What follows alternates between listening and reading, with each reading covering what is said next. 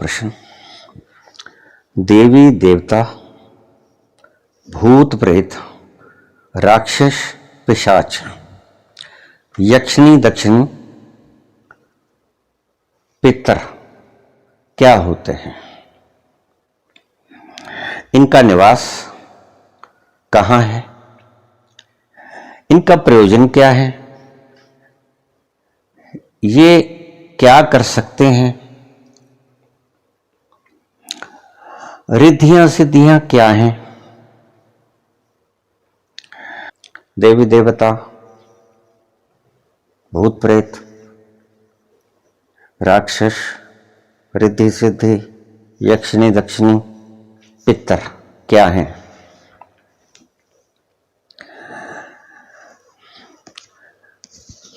बड़े गहनतम विषय हैं, सरल करके बोलने की चेष्टा करूंगा।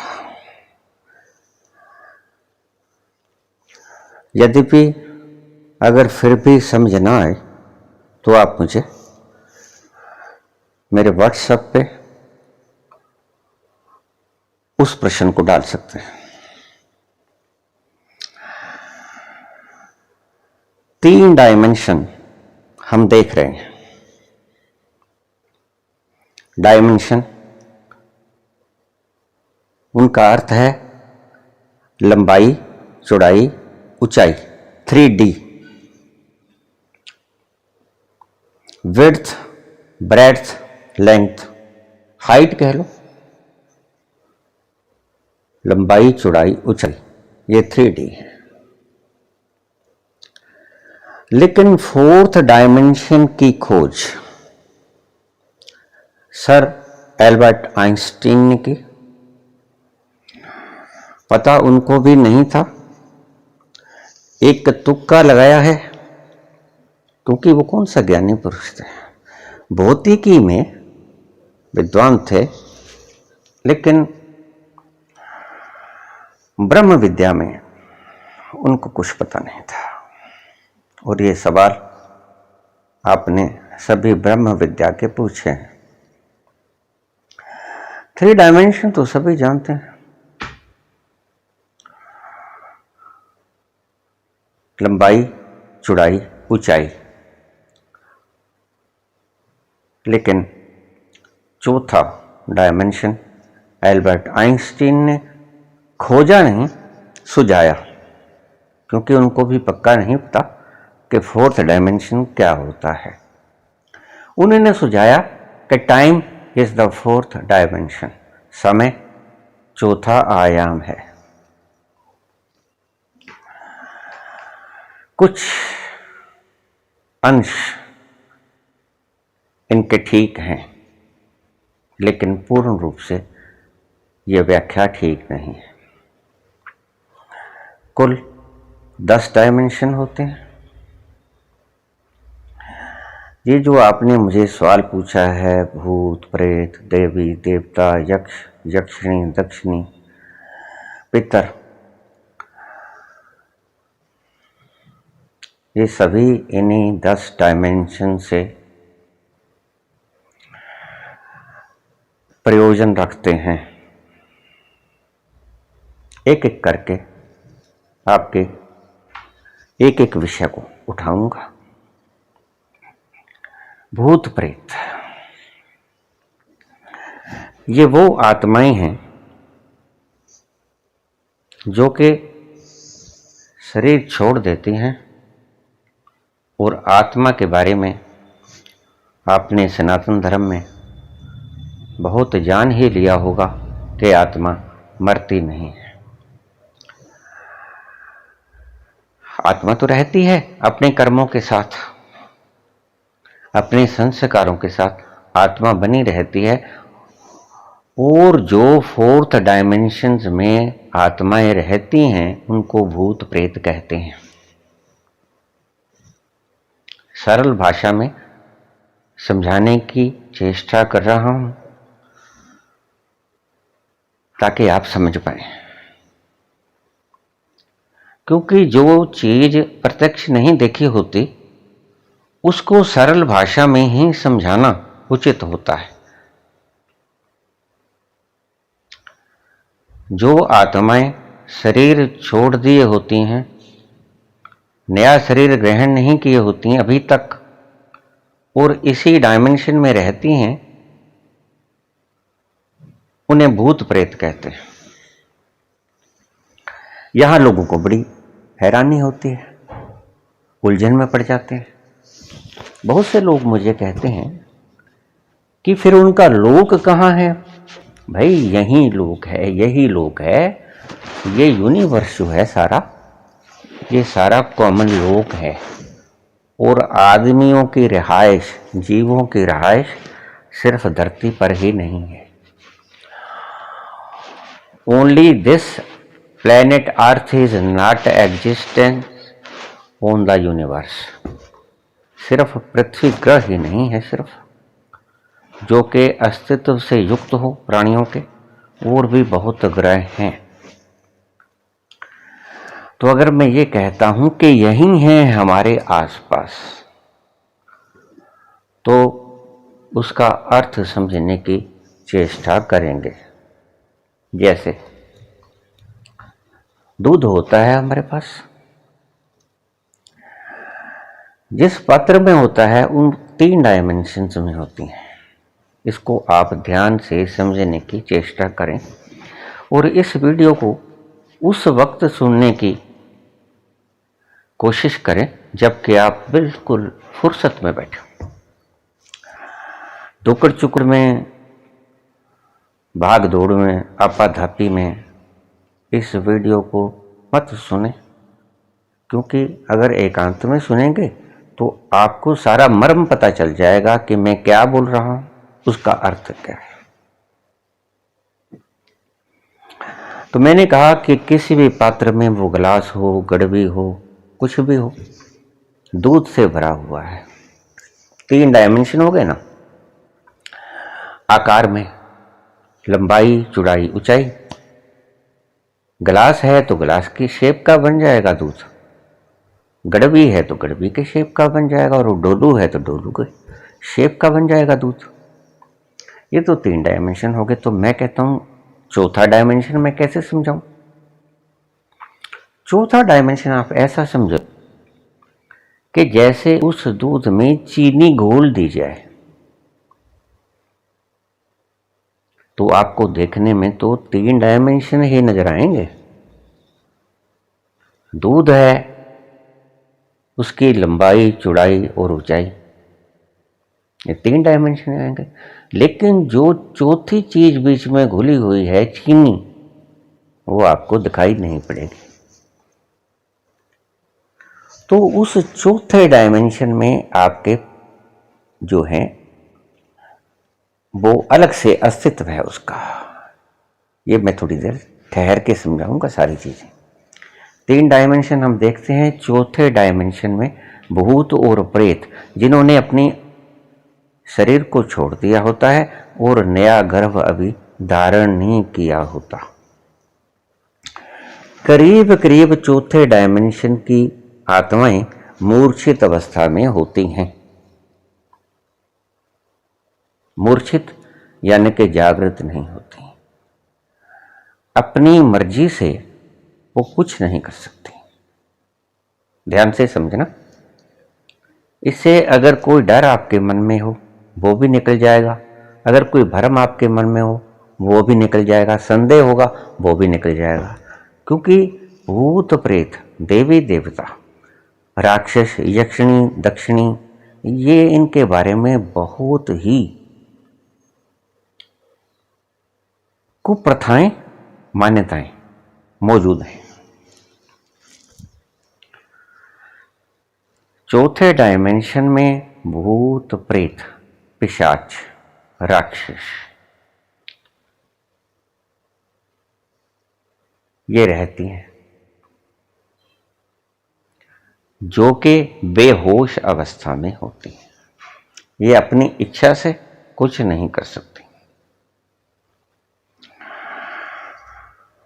बहुत से व्यक्ति मुझसे पूछे हैं कि क्या ये किसी को कुछ फायदा कर सकती है, नुकसान कर सकती हैं? नहीं कर सकती। ना ही किसी को फायदा कर सकती हैं, ना ही किसी को नुकसान कर सकती हैं। चौथे डायमेंशन के अंतर्गत आने वाली रूहें, एक एक शब्द को ध्यान से समझिएगा तो, क्योंकि आगे बहुत बारीकी आने वाली है। चौथे डायमेंशन में रहने वाली वो आत्माएं जो कि शरीर के बिना हैं, सिर्फ उन सूक्ष्म शरीर उनके साथ है। आत्मा अपने कर्मों और संस्कारों को लेकर घूमे जा रही है, पता नहीं कौन सी दिशा में, क्योंकि बेहोश है, होश तो है नहीं, अपनी मर्जी से कहीं जा नहीं सकती। अपनी तृष्णा के मारे अपनी वासना को लिए घूम रही है, निष्प्रयोजन। उनको कुछ पता नहीं कि हमने क्या करना है, हम यहां क्यों हैं, ये क्या है, उनको कुछ पता नहीं। आगे चलिए, 3 डायमेंशन मैंने आपको समझाया। चौथा डायमेंशन मैंने समझाया कि दूध में लंबाई, ऊंचाई और चौड़ाई, ये 3 डायमेंशन हो गए। चौथा मैंने कहा कि बीच में चीनी घोल दी तो स्वाद चौथा डायमेंशन बन गया।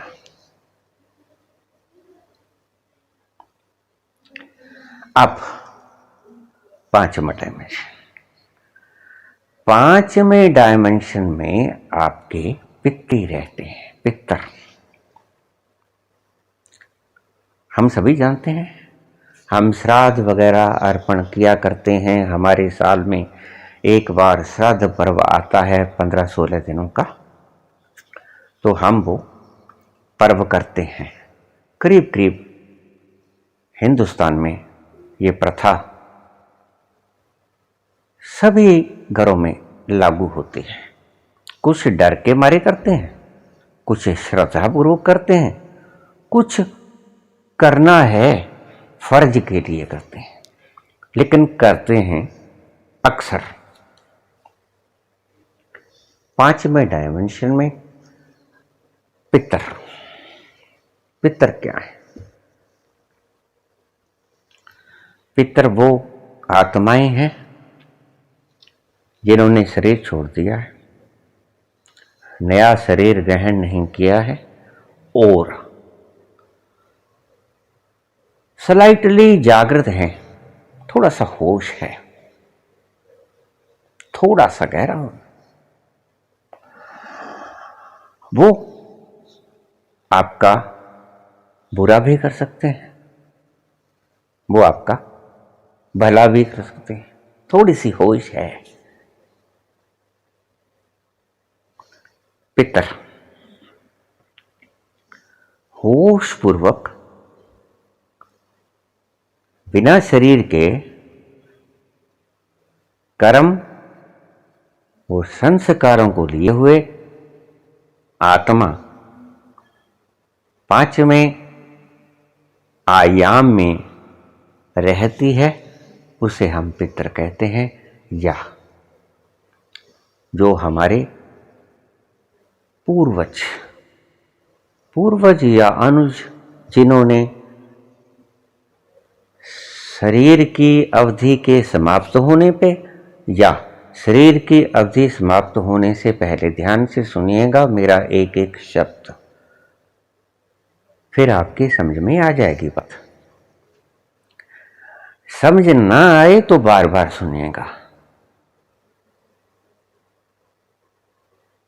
जिन्होंने समय से पहले शरीर छोड़ दिया है या समय से पहले उनको शरीर छोड़ने के लिए बाध्य होना पड़ा है, वो 5वें आयाम में रहते हैं।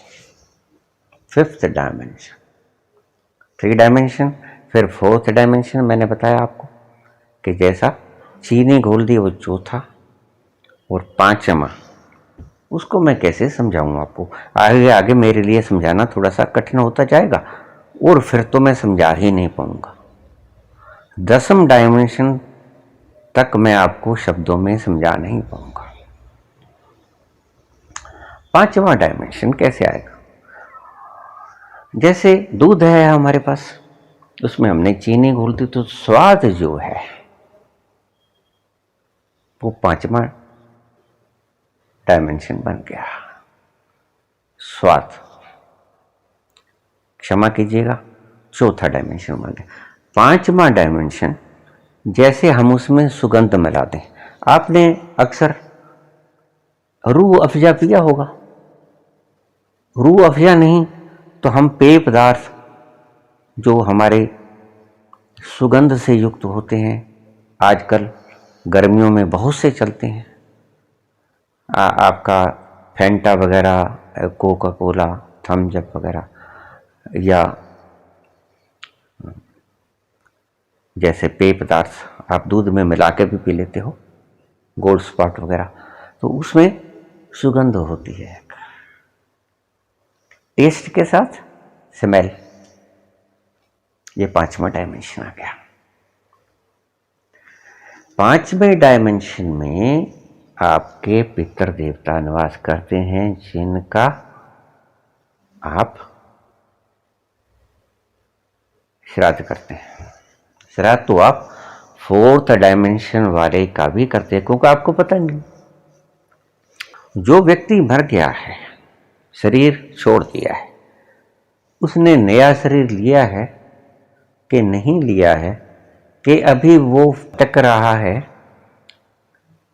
वो मूर्छित था या कितना जागृत हुआ था अपने जीवन काल में, इसका आपको कोई अनुमान नहीं है।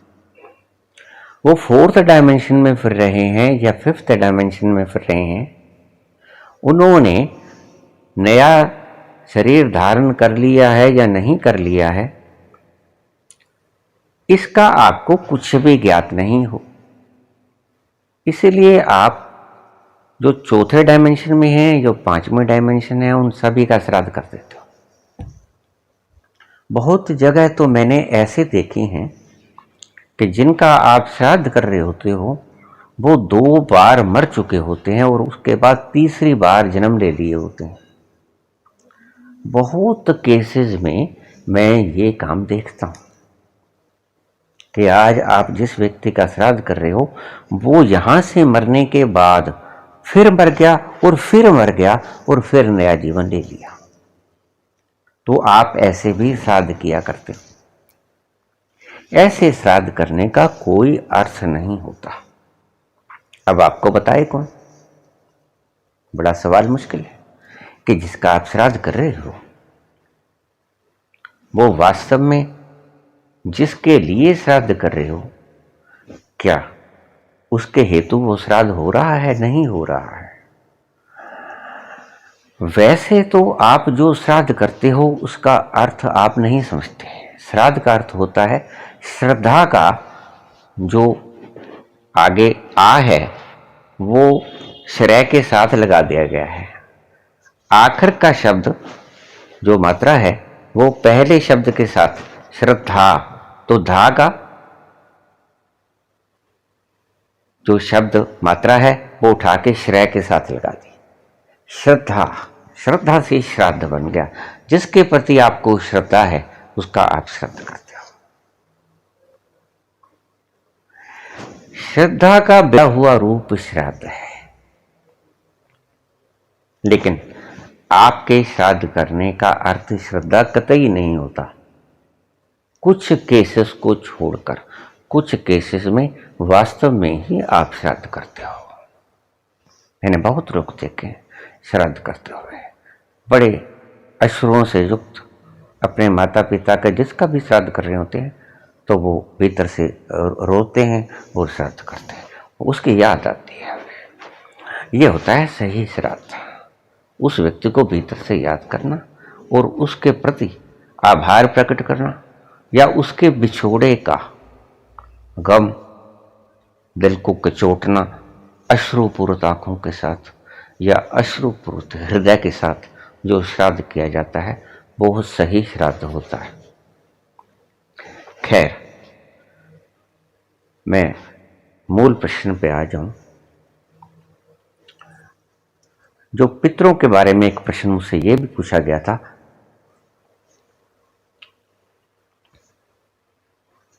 कि पितर कभी नाराज तो नहीं हो जाते? आमतौर से 99% पितर नाराज नहीं होते। क्योंकि पितृ वही होते हैं, कोई बदल नहीं गए होते, जो आपके पास से जाते हैं, जिन्होंने आप गोदी में खिलाया पिलाया, अपनी हाथों की उंगलियों से आपको बुरकी बुरकी खिलाई, आपको गले लगाया, चूमा, प्रेम किया, चलाया, पढ़ाया लिखाया, सारे उन्होंने अपने जो उनके ऊपर आपके दायित्व थे पूरे किए। ज्यादा संभावना, मैं कहता हूं 99% संभावना यह है कि पितर नाराज नहीं होते। 1% संभावना है कि वो नाराज हो जाएं। उस 1% नाराजगी को 100% में ढाल के आपको डर दिखाया जाता है, इसलिए आप डर के मारे श्राद्ध करते हो। ये आपको क्वालिटीज गिना रहा, पहला तो श्रद्धापूर्वक वो करते ही हो आप श्राद्ध, और अगर श्रद्धा हो और आप श्राद्ध ना करो तो भी चलेगा। जिस दिन जिस तिथि को उन्होंने प्राण त्यागा, आप सिर्फ उनकी मूर्ति के आगे, मूर्ति भी ना हो तो हृदय में उनको याद करके आप नमन कर लें, वो श्राद्ध हो गया। क्योंकि जो खाना पीना पहनना वस्त्र आप देते हो वो उन तक नहीं पहुंचते हैं, क्योंकि उनका तो शरीर नहीं है। शरीर तो हमने यहां जला दिया। ना बनियान पहुंचती है, ना साफा पहुंचता है, ना चप्पल बूट पहुंचते हैं, ना धोती कुर्ता पहुंचता है, कुछ नहीं पहुंचता उनके पास। सिर्फ ब्राह्मण को जाता है जिनको आप खिलाते हो। दक्षिणा भी नहीं जाती, फल फ्रूट भी नहीं जाता, उनके पास कुछ नहीं पहुंचता। सिर्फ उनके पास आपकी भावना पहुंचती है कि आप किस भावना से उन्हें याद की हो। इसको समझने की चेष्टा करेंगे। आप भावना से किसी के प्रति श्राद्ध करें और वो भावना उन तक पहुंचती है, क्योंकि उनके शरीर तो है नहीं। जो आपने वस्त्र दिए नहीं डाल सकते, जो आपने चप्पलें बूट दी नहीं पहन सकते, जो आपने साफा दिया नहीं बांध सकते सिर पे, जो आपने जनेऊ दिया यज्ञोपवीत दिया वो भी नहीं डाल सकते, शरीर नहीं है। लेकिन आपने जिस भावना से श्राद्ध किया वो भावना उनको जरूर कैच करेगी, और जब शुद्ध भावना से आप भीतर से उनको याद करोगे, उनके निमित्त कुछ भी करोगे, प्रणाम भी करोगे, अकेला प्रणाम श्रद्धापूर्वक, तो उससे भी वो राजी हो जाएंगे, खुश हो जाएंगे, प्रसन्न हो जाएंगे, और आप पर जितनी कृपा वो कर सकते होंगे वो करेंगे। अब आपको पूरी बात समझ में आ गई होगी। ये बात श्रद्धा की और भावना की है। श्रद्धा भावना के साथ किया हुआ श्राद्ध सच्चा श्राद्ध है। ऐसे पितृदेवता प्रसन्न हो जाते हैं। श्रद्धा पूर्वक उनको नमन कर दीजिए, चाहे वस्त्र न भी दें, क्योंकि वस्त्र उन्होंने डाले नहीं है, शरीर नहीं है उनके पास।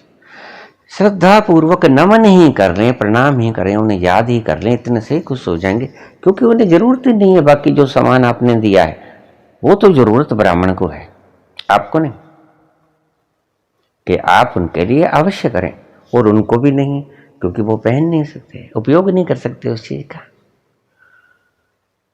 लेकिन हमें तसल्ली नहीं आती, क्योंकि हमारे ब्राह्मणों ने ये सिखाया है कि ये चीजें दान करो, अच्छा मीठा खाना खिलाओ। जैसे लिखा है कि ब्राह्मणम मिष्ठानम प्रियतम, तो मिष्ठान के वो प्रियजन होते हैं, तो इसलिए वो कह देते हैं भाई खीर पूड़े वगैरह, मालपूड़े हलवा ये बना के रखना, जो चीजें उन्हें अच्छी लगती हैं। सही श्राद्ध तो ये था, श्रद्धा पूर्वक अगर आप खिलाना ही चाहते हैं तो जिसको खिलाना है उससे पूछो कि सब्जी काहे की खाओगे, हलवा खाओगे, खीर खाओगे, मालपूड़े खाओगे, सिंपल रोटी खाओगे, पूरी खाओगे तली हुई, क्योंकि वो आगे शुगर का पेशेंट हो, आप मीठी खीर दे दें तो अगर वो कहे कि फीकी खीर दे दो, फीकी, क्योंकि वो प्रसन्न होना चाहिए। पितरों ने नहीं खाना है, ब्राह्मण की आत्मा खुश होगी जिसको आप खिला रहे हो, तो वो भावना वहां तक पहुंच जाएगी। इधर आपकी भावना श्राद्ध करने की, उधर जिसको आप करा रहे हो ब्राह्मण को संतुष्टि, आत्मिक संतुष्टि, वो दोनों चीजें उनके पास भावना के रूप में पहुंचेंगी और वो पितर खुश हो जाएंगे। देखिए, मैं श्राद्ध की परंपरा को हवा नहीं दे रहा हूं, मैं इसके उलट में हूं, क्योंकि अक्सर आपको पता ही नहीं होता। मैंने पहले शब्दों में कहा कि 3 बार जन्म ले चुके हैं, उसके बाद आप श्राद्ध कर रहे हैं। श्राद्ध कोई अच्छी परंपरा नहीं है। मैंने ये शब्द कहा कि श्राद्ध अगर नमन पूर्वक, श्रद्धा पूर्वक, अश्रुपूरित आंखों से, श्रद्धा भरे हुए हृदय से आप अपने पूर्वजों को या बिछड़ने वाले अनुजों को या प्रेमी को जिस भावना से याद करते हैं, वो भावना वहां तक पहुंचती है। बस वो सिर्फ भावना के भूखे हैं, भावना की भूखी होती हैं ये आत्माएं। उन्होंने कपड़ों से कुछ नहीं लेना, उन्होंने चप्पलों से कुछ नहीं लेना, उन्होंने साफे से कुछ नहीं लेना। ये तो सिर्फ आपको डरा कर आपसे माल लेने का एक पाप क्रम था। अब आप ठीक से समझ लीजिए इसको। मेरे ख्याल में मेरी सारी बातें आपको समझा गई होंगी। 5 में आयाम में उनका निवास है। तो अब ये बताइए कि ये किसी और लोक में रहते हैं। दूध किसी और लोक में रहता है, चीनी किसी और लोक में रहती है, और सुगंध किसी और लोक में रहती है। नहीं, यही रहते हैं, एक ही जगह रहते हैं। जहां दूध है बिल्कुल वहीं चीनी की मिठास है, और जहां दूध है वहीं चीनी की मिठास है, और वहीं सुगंध है। नहीं है? तो इससे आप समझेंगे कि उनका निवास कहां है। आगे 6वां, 7वां, 8वां, 9वां, 10वां, इनके बारे में मैं आपको नहीं समझा पाऊंगा, थोड़ा थोड़ा कोशिश करूंगा अगर समझा जाए, लेकिन रहते इसी आयाम में हैं। 10वां आयाम जो है, जिसे ईश्वर कहते हैं आप, सचखंड जिसे कहते हैं, सचखंड बसै निरंकार, जपजी साहब में शब्द आता है। तो क्या वो सचखंड कहीं कहीं आगे जाके है? नहीं नहीं। ईशावास्योपनिषद का एक वाक्य है, इससे आपको ठीक समझा जाएगी बात।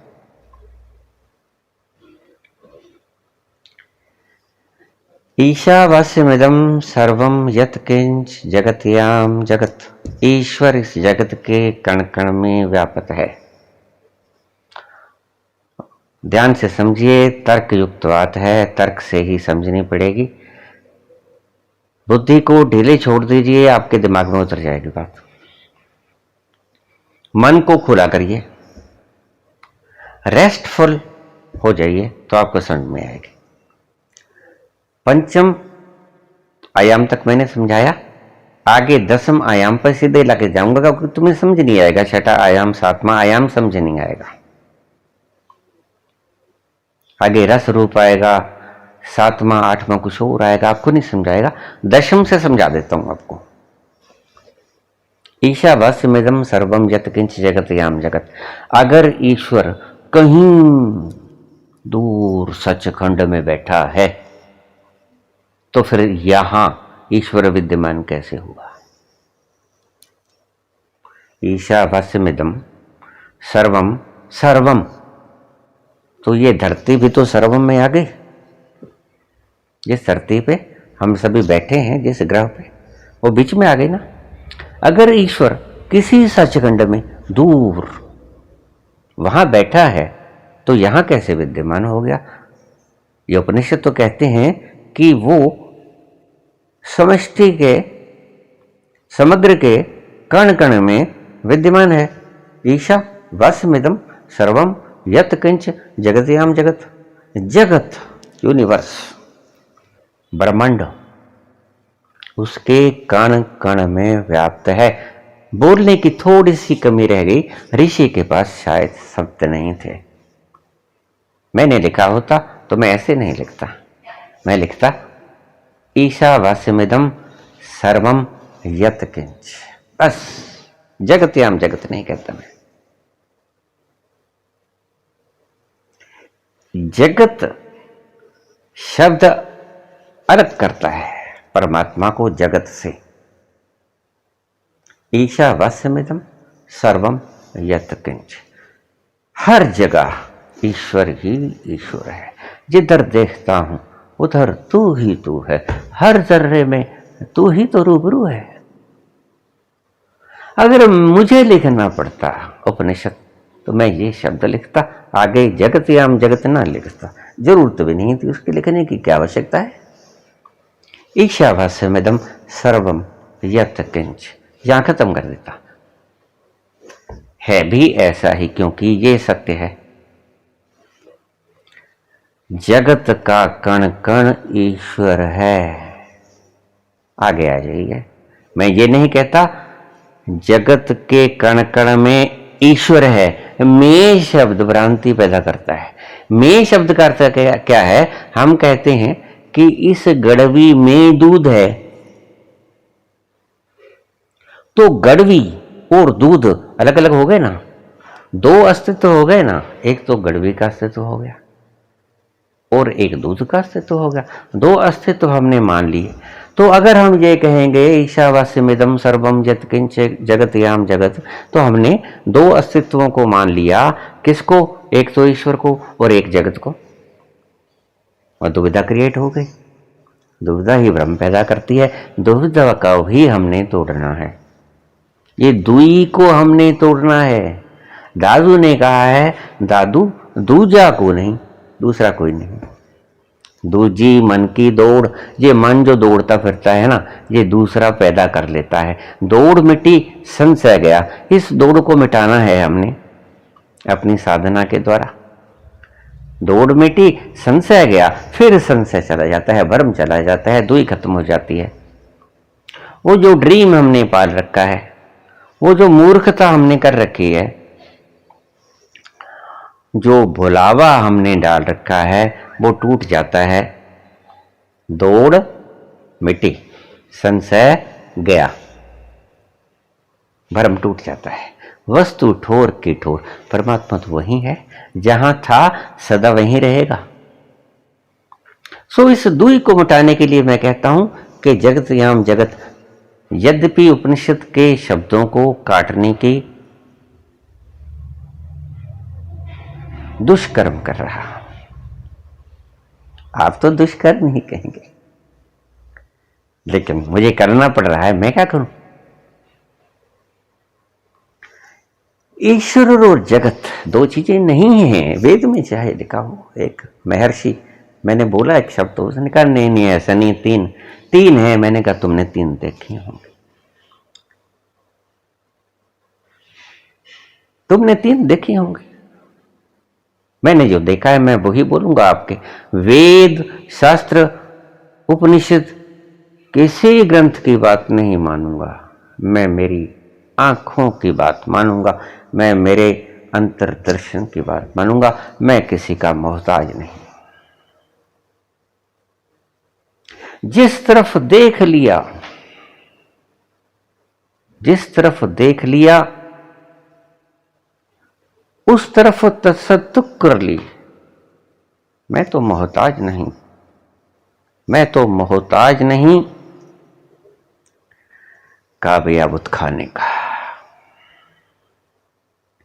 जिस तरफ देख लिया उस तरफ तसद्दुक कर ली। मैं तो मोहताज नहीं काबे या बुत खाने का।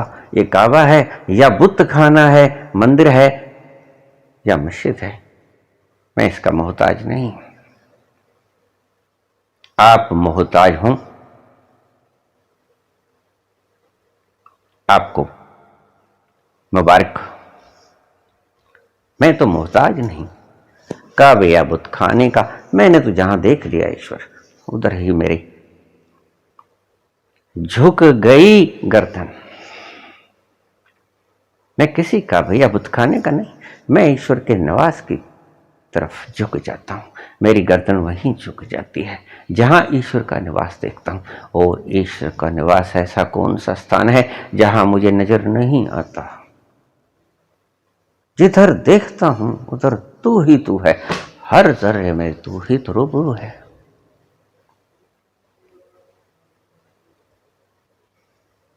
श्राद्ध शब्द पे हमारे 5वां आयाम, 5वें आयाम से 6ठा, 7वां, 8वां, 9वां, इन आयामों में जो आपने प्रश्न पूछे हैं उनका निवास है। जैसे पिशाच, यक्षिणी, दक्षिणी, 6ठे में निवास है। पितरों का मैंने बता दिया 5वें।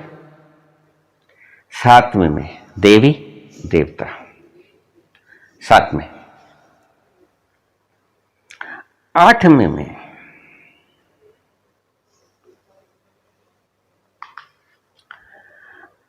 आठवां जो देवी देवता से आगे की प्रतिभा रखने वाला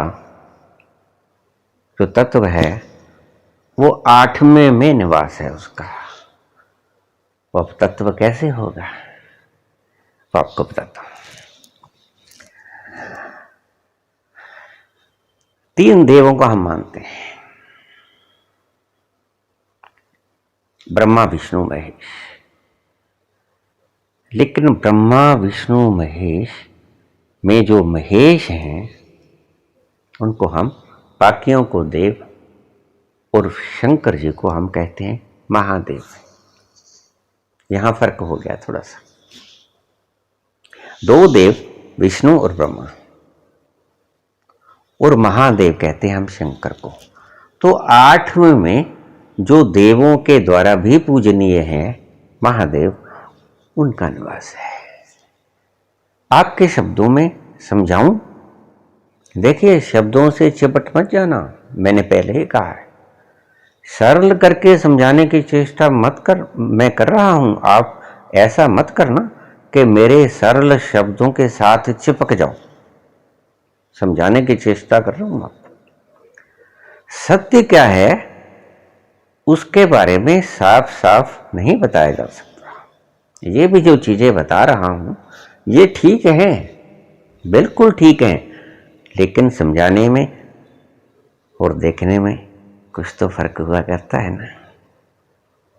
तो आप उतना फर्क मुझे क्षमा करना, मुझसे रह जाएगा।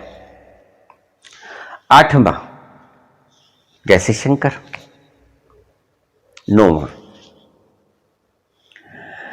अवतार पुरुष, अवतार, पैगंबर कह लो, तीर्थंकर कह लो। 9वां। 8वें में देवताओं के पूजनीय, 9वें में मनुष्यों के पूजनीय, जिन्होंने, ईश्वर तो नहीं है, ईश्वर नहीं है, वो ईश्वर से शक्ति देते हैं। ईश्वर की व्याख्या तो की ही नहीं जा सकती। उसको तो मैंने दशम के रूप में पहले ही समझा दिया आपको कि जगत के कण कण में जो है whatever exist he is God. वो परमात्मा है जो है, एग्जिस्टेंस इज गॉड।